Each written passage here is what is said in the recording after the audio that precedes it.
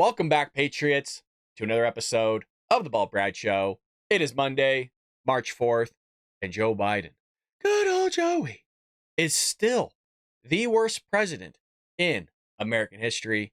Patriots, it's great to be back with you on this fine Monday morning. We got a nice, short, sweet episode to kick this week off right. And lastly, at the end of today's episode, I have a question that I want to propose to the members as well as regulars that join us each and every morning. It is important, so please hang around till the end of today's episode so I can get your advice in the comment section below. Well, we're going to kick it off with our lead story here of the day, and Joey ain't doing well in the polls, folks. This poor man is doing horrible with the American public. New York Times poll spells massive problem and serious trouble for President Joe Biden heading into the 2024 general election. A lot of times, you'll hear these polls brought up in the White House press briefings, and Karine Jean-Pierre will say, we don't like that one. We tend to go with something else. We know how the American public feels. Not when it comes to this poll. Everybody uses this one. So the poll published by the New York Times and Siena College is considered to be the #1 overall poll out of more than several hundred, according to 538's pollster ratings. Check this out. It's insane. The overwhelmingly majority of respondents, 62% men, 68% women, said that the U.S. was headed in the wrong direction under Joe Biden. If the 2024 presidential election were held today, 48% said they would vote for former President Donald Trump, while only 43% said that they would vote for Biden. 48% said that they believe that Trump will win, while only 39% said they believe Biden will win.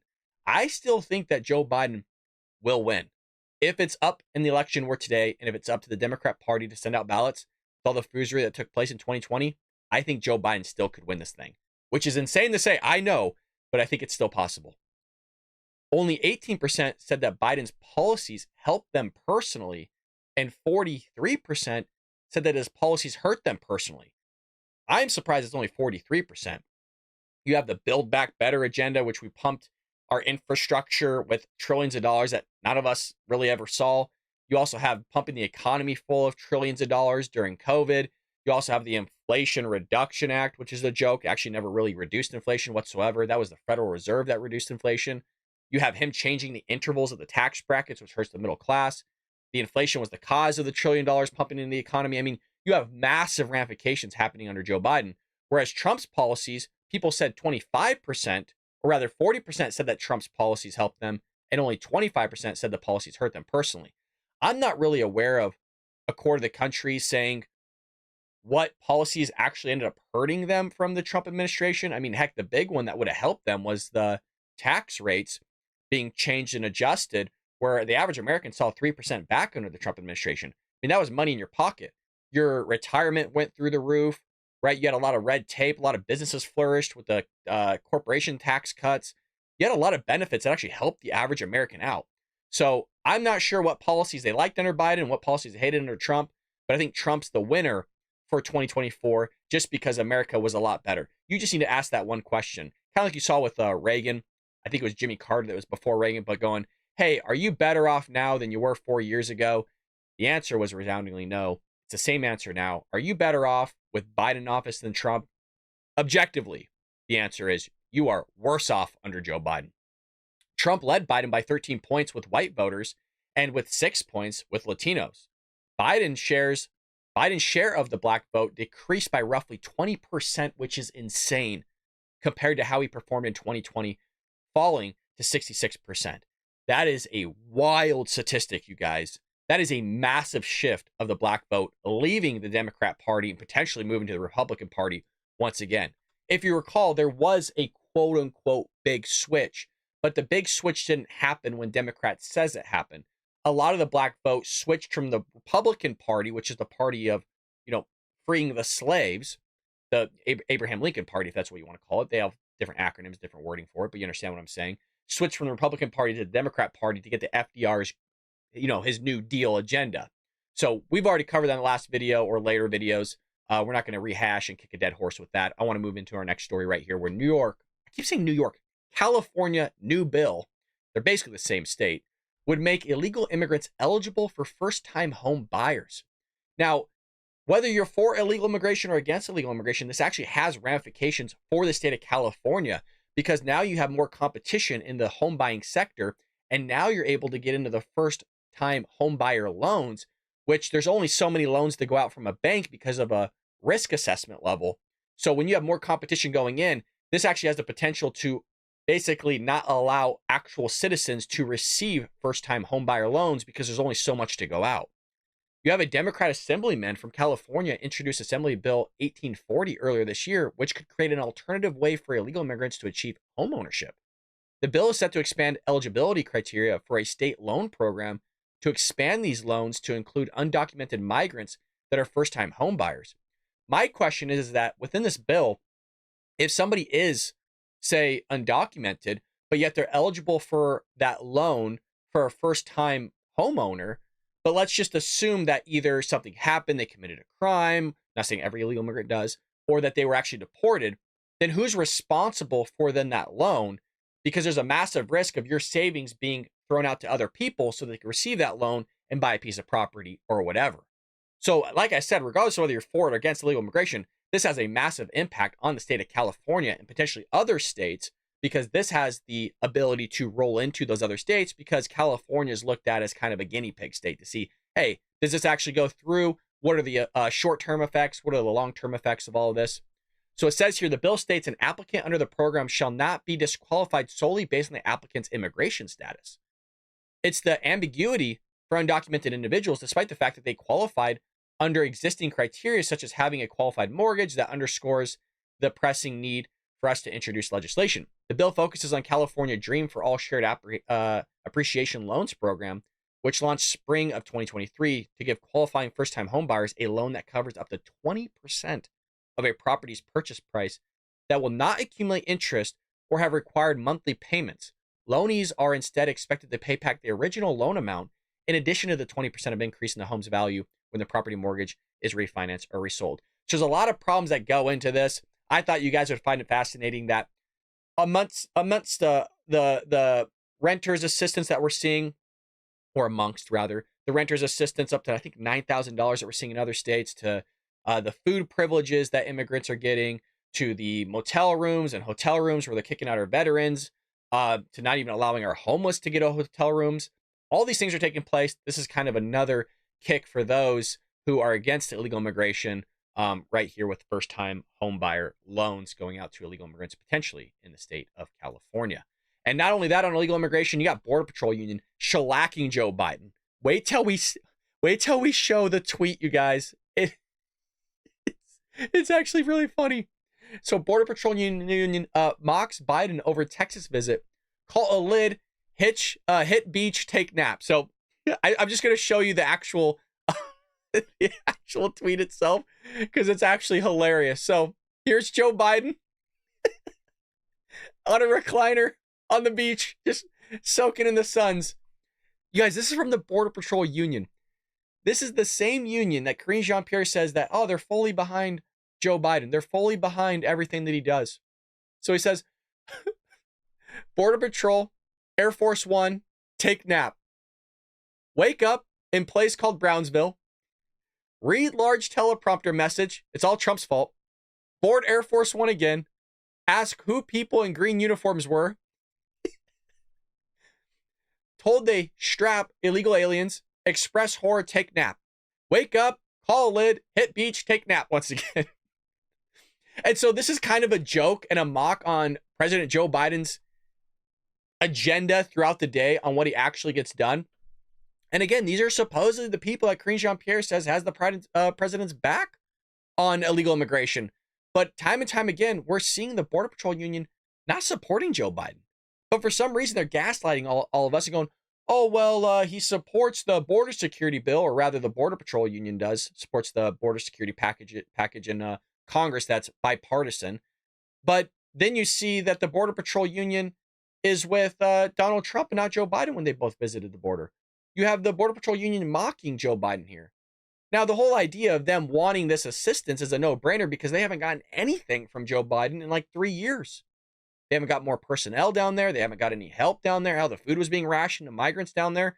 I mean, if you're somebody that is for illegal immigration, Joe Biden has not done a great job of helping migrants at the southern border. He's done a disastrous job of helping migrants at the southern border. If you're pro illegal immigration, he was stuffing migrants into pods that were only supposed to hold like 200 people. He's throwing like 400 people in these pods during the time of COVID, breaking CDC rules, by the way. So all this stuff is just a terrible look for Joe Biden. The border union doesn't support him. Obviously, Republicans and conservatives don't support him. And by the way, a lot of Democrats don't support him either with this crisis that's taking place at the southern border. You also have an interesting piece of news regarding this Chinese spy balloon that Joe Biden allowed to leave mainland China. Yes, you heard that correctly. We watched it leave mainland China, fly over our airspace, grab intelligence, and then we finally shoot it over the Atlantic. Well, FBI is investigating possible debris from a Chinese spy craft that flew over Alaska early last year, which I just referenced, after a fisherman reported the curious finding on Friday. Now, is this the debris or is this a UFO, folks? Some alien spooky ooky. An Alaskan fishing vessel recovered the debris days ago and is expected to return to the coast sometime this weekend and turn it over to the FBI for examination. The FBI is aware of debris found off the coast of Alaska by a commercial fishing vessel. We will work with our partners to assist with logistics of the debris recovered. Now, I hope these fishermen are being wise with this and not only taking photos with their phone, but I hope they're sending this out to everybody, news outlets, because I don't want one of these things to go, well, we had some serious, actual, crazy looking stuff like cameras, or I don't know. I'm just speculating here. And, oh, well, the FBI took it to Quantico and, well, we don't really know what happened. And now it's just a hearsay, he said, she said story, right? It's all hearsay. You didn't take any photos, or the FBI took your phones and we couldn't recover the stuff or whatever. I want photos of what was found so that we can get to the nitty gritty of what actually took place. Because if you recall, John Kirby kind of kept a tight lid on a lot of this stuff. We actually don't know what the Chinese spy balloon caught. We don't know anything. And the other two objects that they shot out of the sky, we know nothing about. And I said it would happen. I said they'll strategically shoot this stuff out of the sky where it's uncoverable. We can't get to it. The terrain's too bad. By the way, that's not my words. That was actually John Kirby's words. We have no idea, still to this day, what they shot out of the skies. We don't know if it was a UFO. Heck, we don't know if it was a foreign adversary, spy balloon or plane or what. They won't tell us. You would think it'd be a big deal, right? Somebody gathering our intelligence over our own airspace, and we as the American people don't know what it was? FBI sources emphasized to the outlet that it had yet to determine whether the craft, if of foreign origin, but the recovered material is being taken to the FBI lab in Quantico. There you go. As was material recovered from a confirmed Chinese spy balloon last year. So here we go. We're going to the same place that, stuff just disappears. No idea. We don't hear anything about it. So another thing being recovered there regarding the Chinese spy balloon, where they stole a bunch of our intelligence and told us that they didn't. And in the last bit of news today, like I said, folks, a little short episode for y'all. Kellogg is having a massive boycott, you guys.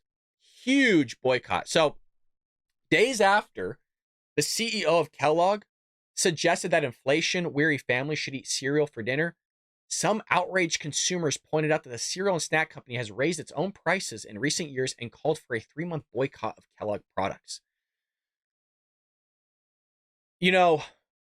I don't see necessarily the hubbub regarding the CEO of what he said. I mean, I eat cereal sometimes for dinner. I'm frugal with my money. I follow Dave Ramsey. But I will say cereal is through the roof. I was just at the grocery store actually yesterday. Almost everything I bought was store brand. I generally buy store brand because it's like, $2 to $4 cheaper than name brand. But I mean, Kellogg's, the cereal's getting ridiculous. The chips are getting ridiculous. $6.99. I'll get some pictures for you guys when I go to the store again later. $6.99 for a box of cereal, you guys. You get like 4 bowls? Maybe if you're lucky. I mean, I eat pretty large bowls of cereal, but I mean, that's ridiculous. The frozen pizzas, especially the California Pizza Kitchen ones, used to be $5.99 at the grocery store right when COVID happened. Now they're $7.99, $8.99 in some places for a frozen pizza. It's insane. Folks, you can get a $6.99 pizza at Domino's. You don't have to cook the thing. You just go pick it up at Domino's. The prices on just everything are just getting out of hand. Now, again, I don't really understand the hubbub about, we'll just have cereal for dinner. It doesn't make sense to me, but the boycott proposed happened on TikTok. And so it's going to supposedly run from April 1st to June 30th, which I thought was interesting because why not just start it now if you're really serious about it? The reason why I say why not start it now, folks, the way the media works, nobody's going to remember by April 1st. You're talking an entire month. I mean, March 8th, yeah. So you're talking an entire month from now that you're going to start this boycott. Nobody's going to remember. The only reason everybody remembered the boycott for Bud Light was because they did it immediately. They didn't wait a month. This is going to be old news in a month. Nobody's going to remember this at all. Maybe they will. Maybe I'm wrong. But the TikTok is calling for consumers to purchase products from other companies in order to send Kellogg's a message during the second quarter of its fiscal year. They're also demanding that Kellogg lower its prices, which may or may not be a possibility. There is no image on this. So on basically the TikTok, they posted an image of all of these Kellogg's products. And what you find fascinating when you go to these grocery store is there's not as much competition as you would think. Even when it doesn't say Kellogg's on the box, it could still be manufactured at a Kellogg's facility, or the same supplier of Kellogg's is supplying a different brand of cereal, but they're of the same price. But Kellogg's has half the grocery store aisle on cereal, and that's for a lot of companies. When Johnson & Johnson, you go down their aisles, I mean, they have, if not the whole aisle. There's not much competition happening at the grocery store. And that's why you're seeing a rise in these prices, because either Kellogg's is buying up other cereal brands or other manufacturers or whatever it may be. There's not a lot of, again, competition to drive those prices down. So when they have most of the market, especially on cereal, they could jack the prices up because that's what people are going to buy. Not me, man. I'm buying that name brand all day. I'm not buying Kellogg's. Well, here's the question for a lot of members, folks, that I'm curious on, and even for the average viewer that tends to watch this and is not a member. If you're a part of the member video that I posted the other week, there's some things going on behind the scenes for the channel. I don't want to disclose what's going on here on a public forum. If you want to pay for that, you could see it. What I'm thinking about doing is taking the 45-minute podcast that we do and exclusively making it for members, but lowering the member price. Right now, I think our bottom tier is $4.99. I think $9.99 is the highest tier. We only have 2 tiers. I'm thinking about dropping it maybe to $2 a month, $1.99 a month. And then you could just watch the show. And that way, if somebody wanted to view my opinions, they have to go out of their way to pay for it. That way, it's not going out to the public. And I just feel a lot safer, I think, going that route. And then also uploading just individual videos throughout the day for the regular viewers. Because most of the videos that are 8 minutes long, like the Jackie Heinrich video that I posted on Saturday, those actually get a lot more views than does the hour-long podcast, because people like short-form stuff, just quick videos on just one segment. You know what I mean? It creates more work for me, but I also think it also builds an incentive for those that give their hard-earned money to the show to get a 45 to an hour-long podcast, plus on the outside, 2 or 3 videos being uploaded throughout the day. You know, me covering the White House press briefing or covering something on C-SPAN with abortion or whatever it may be. So that's kind of the game plan I'm thinking of. Again, transferring a podcast episode like this to members only, uploaded at 7 a.m. every morning. And then throughout the day, just have videos going out that are anywhere from 8 to 15 minutes long throughout the day, just to everybody out there in the public. So I'm curious on what you guys think about that. You know, you guys know who you are in the live chat. And the regulars, please leave me a comment down below if you're for that. I know Patrick, Neil, Shib, Jerry, Jennifer, everybody, Music Junkie. I know you guys are going to watch whatever I post, but let me know down below anyways. I really do value all your opinions. If I didn't list your name, I know who you are, guys. I see the chat every day. I recognize your name. So, Blues, you guys know who all of you are. So, let me know what you guys think. Would love to hear from you. And that is it. That is today's episode, folks. I hope you had a lovely week, and I hope you had a killer week here. Let's make it a good one. Super Tuesday. I think I might go live tomorrow. I think we might go live for Super Tuesday when I get home from work.